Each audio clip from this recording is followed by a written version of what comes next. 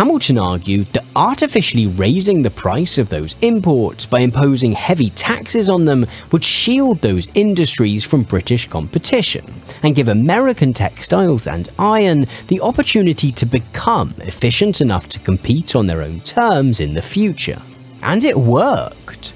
All of which places a question mark over the universal benefits of free trade, because it suggests that a country's comparative advantage is not fixed. And that's what the IMF does. That's what neo-colonialization does. It goes around these former colonized economies and says, open up your borders to our developed goods, our industrial products, our agricultural products. And they flood those markets with low-cost products. And that creates a consumer advantage for people that have money already within the country, but it destroys the development chain. And these countries just basically become mines with a single railroad going to a port, and they remain poor and exploited. And remember, those raw resources, they're largely stolen. The vast majority of the profit goes to the West. 10 to 20% goes as bribes to the people in charge, who then bribe an autocratic security state to oppress the people below them. That is the neo-colonialism that exists. It's pretty clear that that system is set up intentionally to keep these economies mal-invested.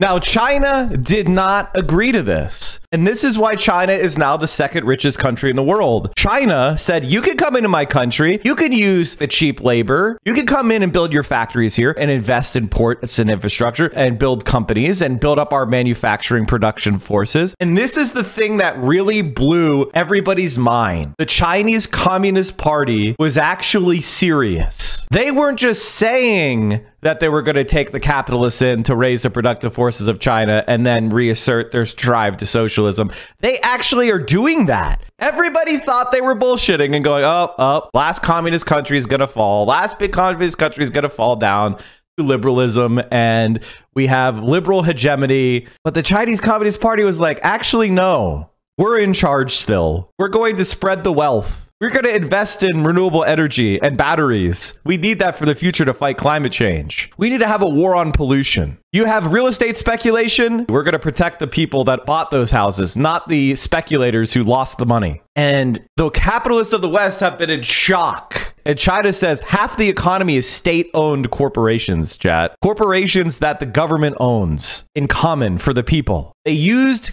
foreign capital to invest in their own country and to develop it into a much more wealthy country.